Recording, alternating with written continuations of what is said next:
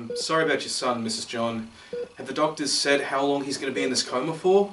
The doctors say he could wake up any day now. Could be within a year, a month, a week, or even tomorrow. The drugs did a real number on him. I can't help but wonder, can he dream? I'm a Rocketman.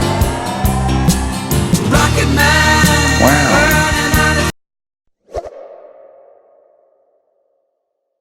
First we had Bohemian Rhapsody, telling us the story of Freddie Mercury and how Queen was formed. And now, we got Rocketman, telling us the story of Elton John's music career.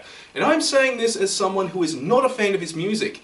This movie is really good. It's far from perfect, but it is an enjoyable biopic that will leave you satisfied. The movie focuses on Elton's career, starting off when he was a kid and how he got into music, then to his rise to stardom and his following struggles with drug and alcohol addiction. And for what it's worth, it is presented really well and quite compelling, and also peppered with some humour that doesn't feel out of character considering who it's about.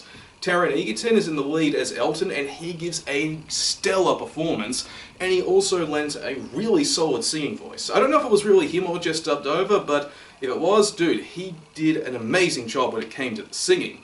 The music as well is wonderful. It's a bit of a best of hit list of Elton's music, and the versions in it are all wonderful to listen to. But an aspect of the music that left me blindsided was when out of nowhere the movie turns into a musical, and well, they are well produced, but if you're not a fan of musicals, then you might actually be put off by this movie. But thankfully, it's not a musical through and through, and they are over fairly quick. But this does lead into another issue with the film. The movie tends to use the musical moments to try to fast forward through time. And what this leads to is it actually glossing over the fine details of some really interesting events. The movie does spend a good deal of time focusing on what it needs to, but there's other stuff that's just as compelling.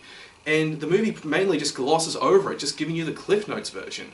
So there are moments where I was watching this and just wondering, wait, could you go back? I want to see more of that. There's also the issue of when the movie taps into Elton's love life. Now, I can enjoy a story that has a bromance front and center, but when it's this in your face, man, like, I felt pretty uncomfortable in my seat. So, if you're not really into that sort of thing, this movie is definitely not for you. As I said before, I wasn't the target audience for this movie, but I was still able to come away from it very satisfied. If you're someone who grew up with Elton John's music, or grew up in the same era as him, you will get the most out of this. You will love it. But even for people like me, who aren't fans of his music, or from that era, I was still able to enjoy this for what it was, and I can wholeheartedly recommend checking it out if you're interested in giving it a go. Hey, thanks for checking out this video, I really do appreciate it, and if you really enjoyed it then please by all means subscribe to the channel as well. Now for the next movie review, I haven't decided yet, but I might take a look at Toy Story 4 or the new Child's Play, or maybe even the new Annabelle. Those three movies have really caught my eye. And for upcoming game reviews, I haven't selected anything on that front either, I'm sorry to say, but hey, I might do another retro review. I got all that and more coming up, so please stick around.